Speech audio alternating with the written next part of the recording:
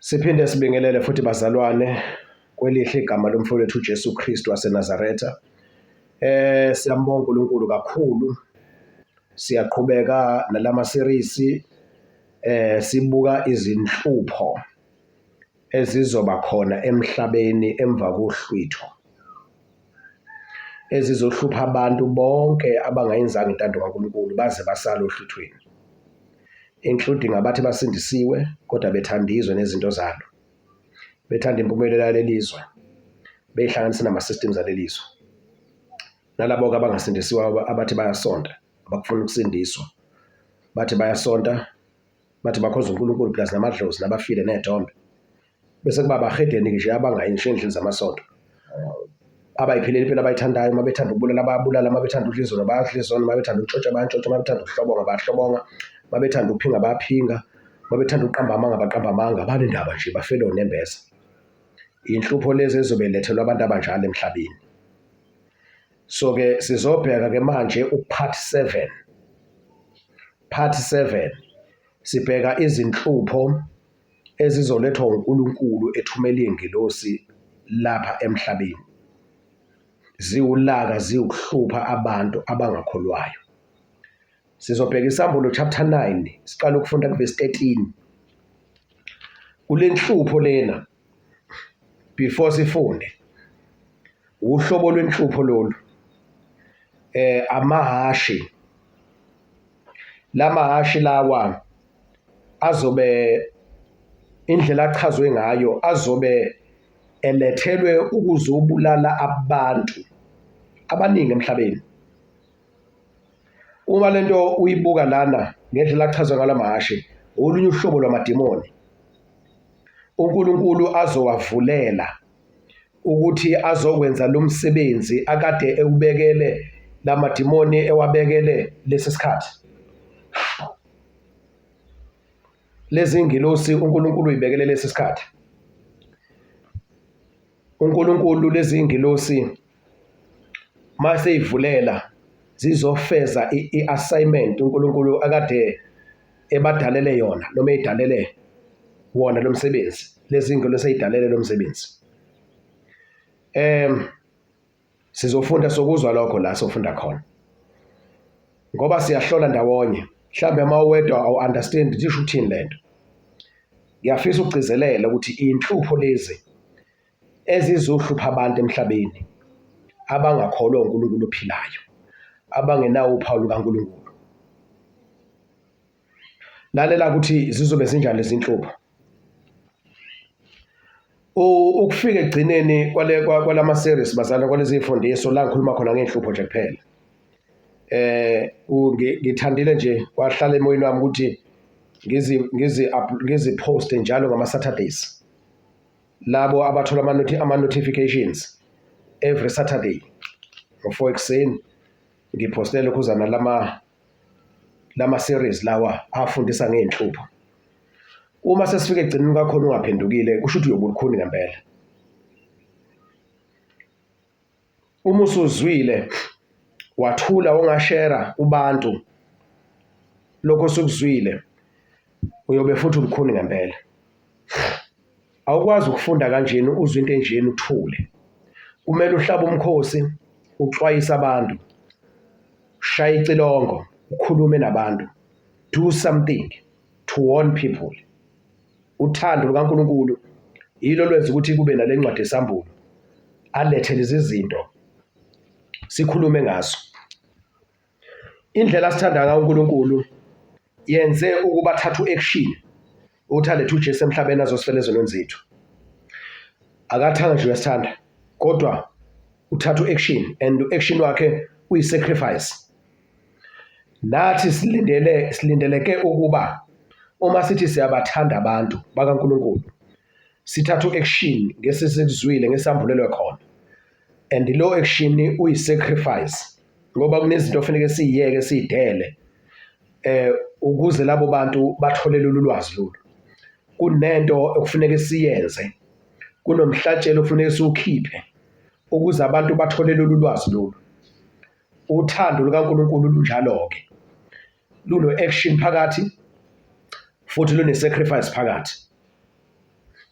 Now asilaleleni-ke manje Isambulo chapter 9 from verse 13 sogcina verse 21.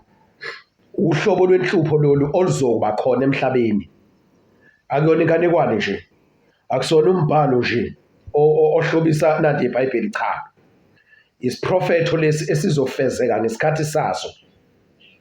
Sonke isiprofetho sinesikhathi saso esifezeka ngaso. Izokwenzeka lento emhlabeni bazalwane.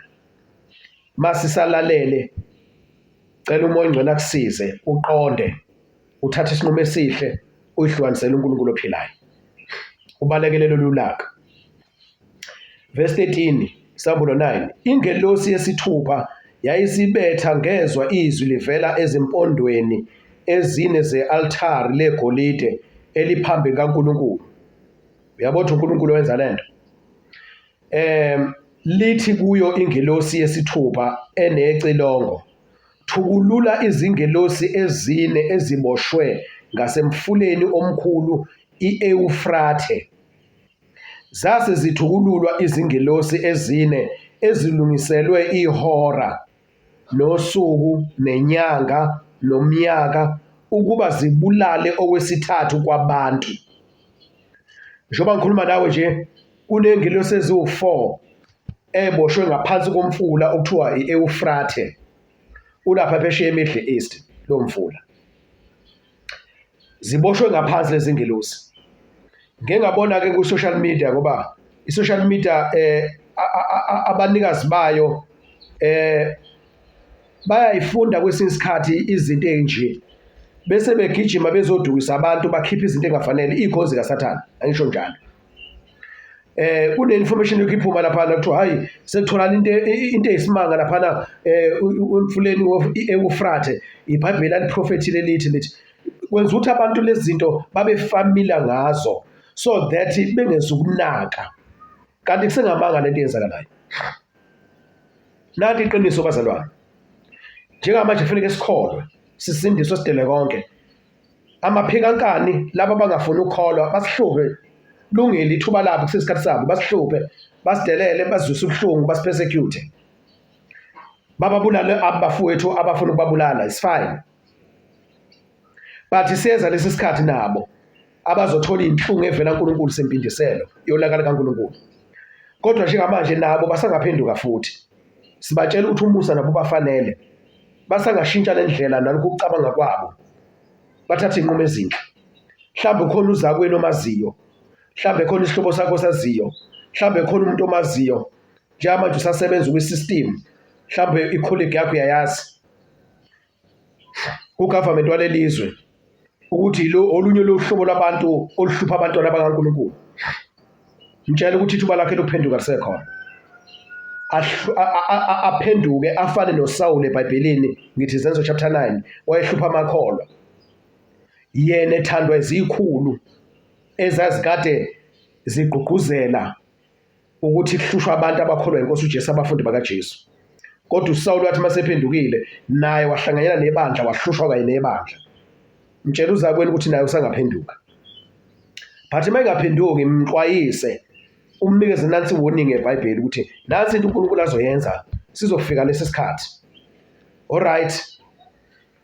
Kunengelosi eyiboshiwe njengamanje ngaphansi komfula, umfula okuthiwa i-Eufrate lapha phesheya eMiddle East.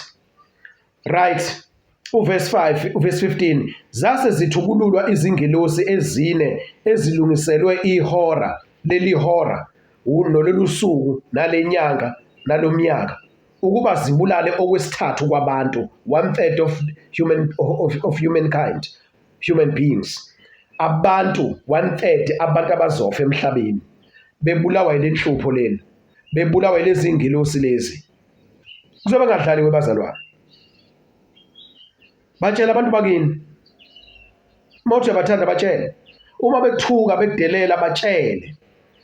Uma behlukumeza benza yonke into ebuhlungu kulungile, sifane. Uzokulanda uJesu masinyane sohamba sekhaya ezulwini. Batshele isikhashana nje uhlupheka. Batshele konke ebuhlungu ezayo. Verse 16, umumo wezimpi zabakhwele amahashi wawungukuphindwa kabili kwezinkulungwane eziyishumi ziphindwe kazinkulungwane eziyishumi. Inamba engabaleki lebazalwane, 10,000 times 10,000.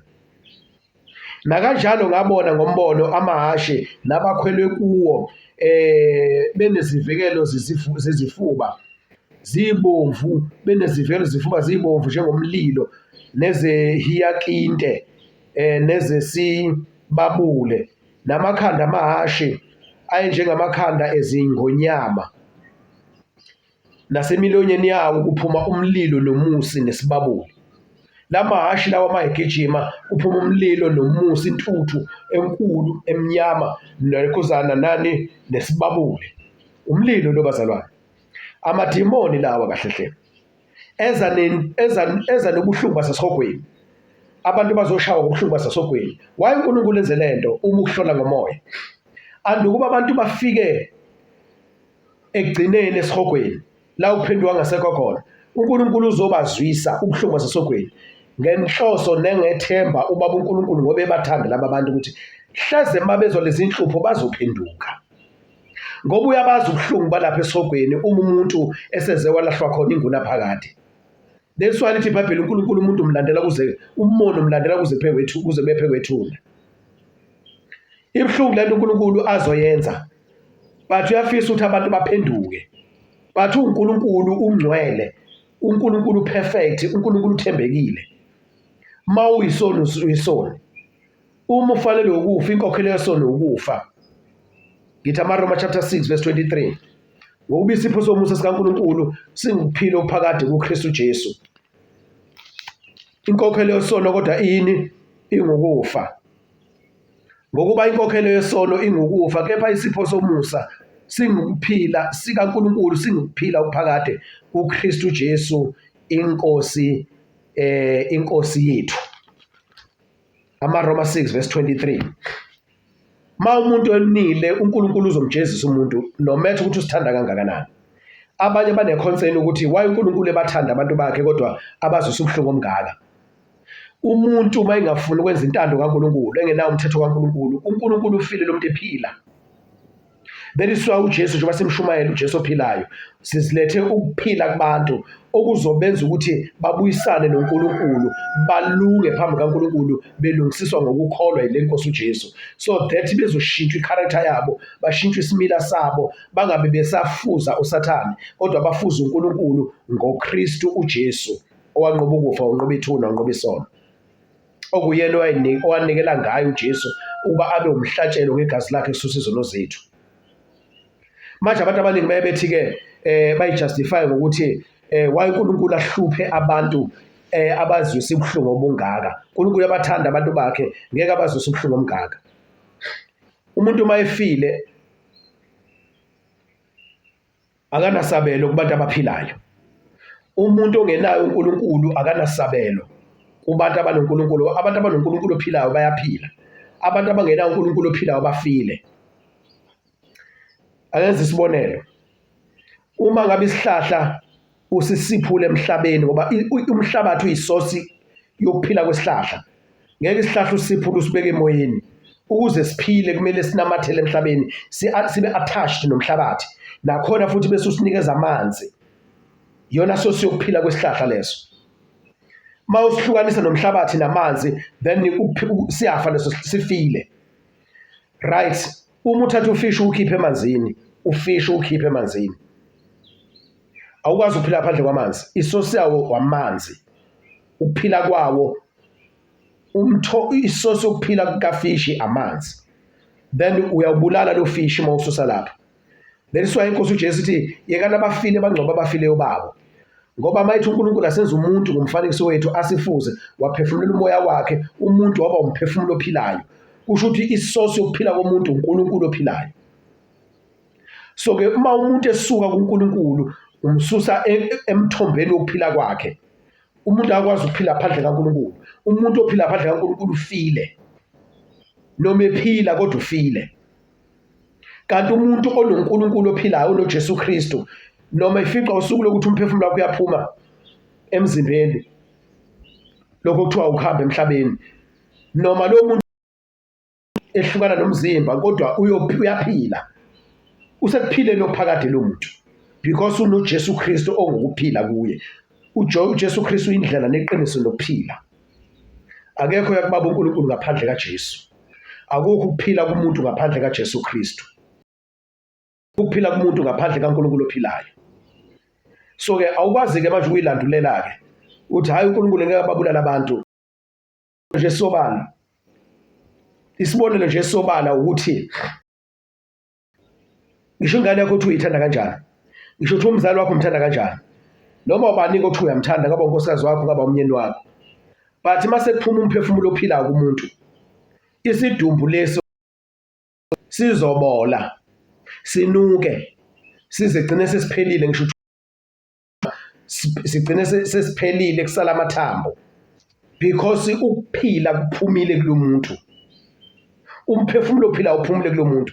Ngisho ukuthi umthanda kangakanani noma ubani omthandayo, uyaphoqeleka ukuthi uthathe lesi sidumbu uyosifaka ethuneni usingcwabe ngoba sifile.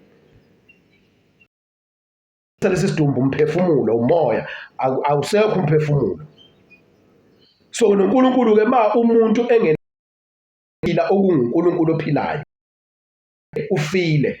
Ngisho ukuthi uNkulunkulu umthanda kanjani lo muntu, ngisho uNkulunkulu usithanda kanjani lesi sidumbu esiwumuntu siphefumula, kodwa ngoba ukuphila iso lesi sidumbu lesi esiwuNkulunkulu, isoso sokuphila kwalo muntu, umphefumulo walo muntu, isoso sokuphila kwawo uNkulunkulu, kodwa akekho uNkulunkulu kulo mphefumulo walo muntu. Lo muntu usesidumbu uNkulunkulu uyamnukela ngenxa yezono. So siyamemezela ukuphila ophakade ukuze uJesu mayefika singasali siphila ubungcwele. Angiqhubeke-ke verse 17.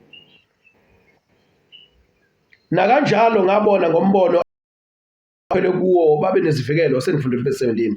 Uverse 18, ngalezo zinhlupho ezintathu kwabulawa okwesithathu kwabantu. Uthagethwa abantu la ngomlilo nangomusi nangesibabule okwaphuma emilonyeni yawo inona amahashi. Namahashi avelaphi? Avela lapha kwalasha. Amadimoni lawo kuzodedela amadimoni lapha kwalasha eze la emhlabeni, azogijima la emhlabeni. Amanye amadimoni azosuka lapha emkhathini phezulu ehlelela emhlabeni. Kuthagethwe nje umuntu kuzodilwa lo muntu manje. Sokudilwa lo muntu la uNkulunkulu eyiphindiselela khona kubantu.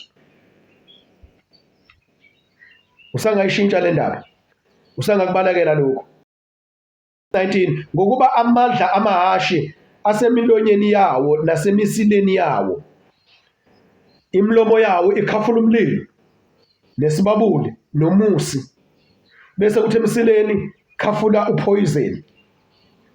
Ngokuba amandla amahashi asemilonyeni yawo nasemisileni yawo, ngokuba imisila yawo ifana nezinyoka, inamakhanda ona ngawo. Lamahashi lawa, lamadimoni afana namahashi anemisila, imisila yakhona ifana nezinyoka. Inyoka inekhanda, iyaluma, ikhipha upoison. Nanso into ezobenza-ke, kuzobe ngitinyelwa abantu betinyelwa lamakhanda lawa, lamahashi eshaya abantu ngani ngemisila. Yabona kuzobe kubuhlungu bazalwane. Verse 20, kepha abaseleyo babantu awanga ngalezo zinhlupho abaphendukanga emisebenzini yezandla zabo, bangakhuleki kuwo amadimoni. Njengoba kuthiwa siphume kwi-world system, abantu bayafunda bese beyasebenza ngezandla zabo, bayakhanda izinto abayifundele. Njengoba ubona nje bakhanda imoto, imisebenzi yezandla le. Bakhanda izindlu, imisebenzi yezandla. Bakhanda ama-ofisi, bakhanda ama-bridge, imisebenzi yezandla. Bakhanda amabhanoyi, bakhanda imikhumbi, imisebenzi yezandla. Bakhanda amabhasi. Yonke into ekhandayo la emhlabeni bayayifundela bese beyayikhanda, imisebenzi yezandla leyo.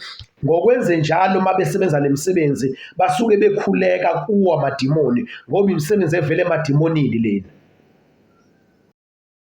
Sebezwela ubuhlungu, bafila abaningi, kodwa laba basela abangafanga basala bayaqhubeka, abaphenduka emsebenzini yabo. ukuba bangakhule kuwo amadimoni egolide nezesiliva nezethusi nezamatshe nezemithi ezingenakho ukubona nakuzwa nakuhamba futhi abaphenduka njengoba namhlanje bayabulalana sebefundile, babanga iy'khundla, babanga imfundo yabo, babanga imizi, babanga iy'ndawo, bayabanga nje abantu bayabulalana bebanga leyona imisebenzi yezandla. Babanga iy'moto sebey'khandile, umuntu afika akhombe umuntu ngesibhamu, kuthathwa imoto adutshulwe ashiywe kanjalo, angenelwe ekhaya athathwe isikhiye semoto, then make bambona bayambulala yakhe bathatha imoto bahambe nayo usefile, bayabulalana abantu. Umuntu akhiphe imali yakhe ebhenki bathatha imali, bayabulalana. Imisebenzi yabo yezandla yonke lena abaphendukanga kuyona. uJohane maye babuka eboniswa bona wababona bengaphenduki emva kuba sekukhona lezi inhlupho. Bathi thina sikhuluma nje manje ngento esazokwenzeka ukuthi abantu bonele ukuhlupheka kongaka emhlabeni lubuhlungu besaphila bayoqhubeka bangaphenduki. Abantu abafuna ukuphenduka ngoba babanjwe uphoyizeni kaDraco belela, bafuna ukufunda, ba-curious abantu, bafuna ukufunda, bane-passion, bafuna ukufunda, bafuna ukuphumelela, bafuna ukuthenga ukuthi, bafuna lokhu, banama-dreams. Manje basikhuluma kanjeni kuyobe kunjalo-ke ngalesi sikhathi futhi abaphendukanga ekubulaleni kwabo nasekuthakatheni kwabo nasebufebeni babo nasekwebeni kwabo. Izinto ezenzalayo njengamanje lezi. Okay, siyabonga kakhulu-ke bazalwane egameni kaJesu. Yilokho ebesifuna ukusho sihlaziya kule video. Ngifisela ukuthi-ke uthathe isinqumo esihle. Mhlawumbe abanye singasabonananga nabo sesibonana-ke sesihlangana le ekhaya ezulwini egameni likaJesu ngoba vele ngiyakholwa ukuthi abazosizakala ngalama messages bonana. Ngiyakholwa uNkulunkulu khona abantu akabathintayo abezwayo. Bathi-ke siyakufisela ukuthi uthathe isinqumo esihle, ungathuli nje